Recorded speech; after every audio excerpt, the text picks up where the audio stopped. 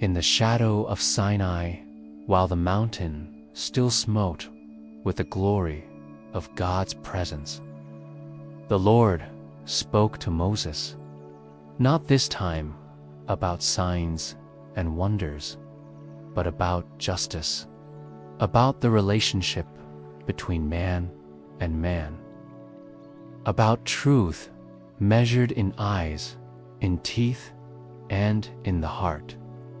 God is not silent when innocence is violated.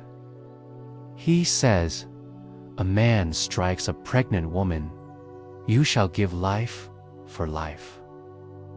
If a servant is humiliated, he shall gain his freedom.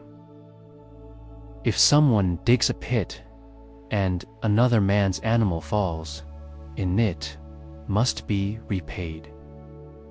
These laws are not mere formalities. They are responsibility and the very character of God. He protects not only people, but also animals. Not only the rich, but the smallest among them. Not only the free, but even the slaves. The law is not a burden, it is a testimony that we are not left in darkness, but called into the light of truth. And at the heart of these laws, love. That you do not act with hatred or negligence. That you know your actions carry weight, that God sees and judges, but also that He saves. And here, in this chapter of legal instructions, hides a shadow of the one who was to come. The one whose ear would be opened might buy an awl at the doorpost, but by the nails of the cross, the one who would not leave, because He loves His bride, the church, the one who takes on our trespasses and pays every debt. These laws are not just history, they are a mirror. Look into it. Recognize your injustice. Cry out for mercy, and live in reverence before the one who sees all and sets all things right. The judgment belongs to God, but the invitation is yours. In a world where justice is often sold to the highest bidder, in a time when truth is twisted and the weak are forgotten, a voice from the mountain still echoes, "You shall be holy men unto me."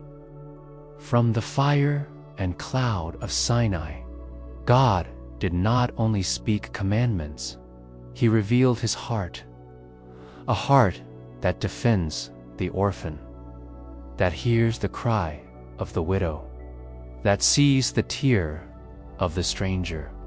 When He gave laws to Israel, they were not cold rules carved in stone.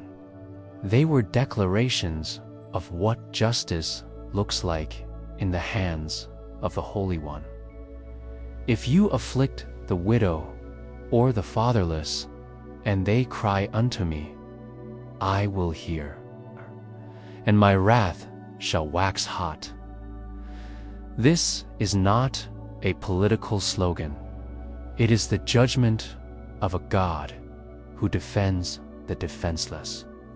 To the thief, restore not only what you stole, but more. To the liars, wear before the Lord, and let your conscience speak.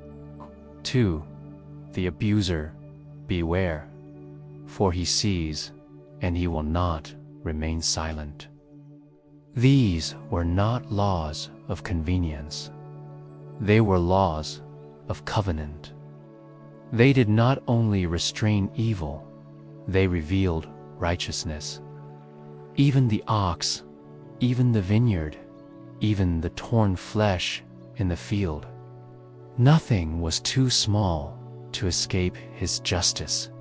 God's law saw the details, because holiness lives in the details. And what of us? Are we just readers of history? Or are we participants in the eternal story of justice? The law still speaks, not to condemn, to point, to a hill greater than Sinai, to a cross planted on Calvary, where mercy and truth met, where justice and peace kissed. In Jesus Christ, the law is fulfilled, but the call remains: live holy, love justice, walk humbly. The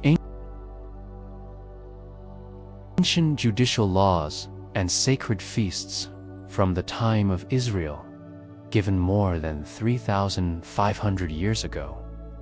These laws are not merely a part of history, but are eternal teachings about justice, mercy, and obedience to God.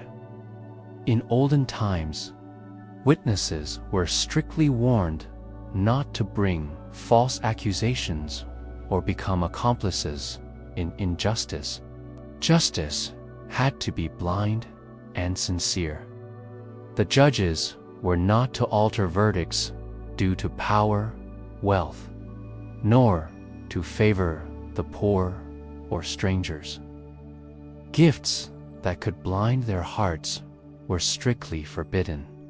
And, as the Lord teaches us, we must love and help even our enemies, to return to them their lost livestock, to help them in times of trouble.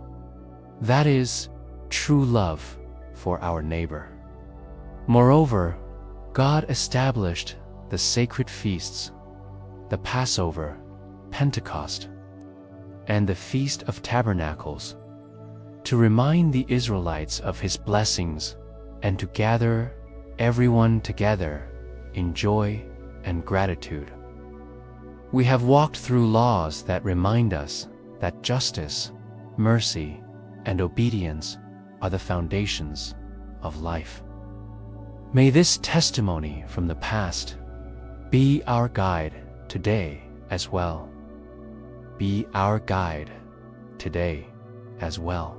Subscribe for more biblical insights.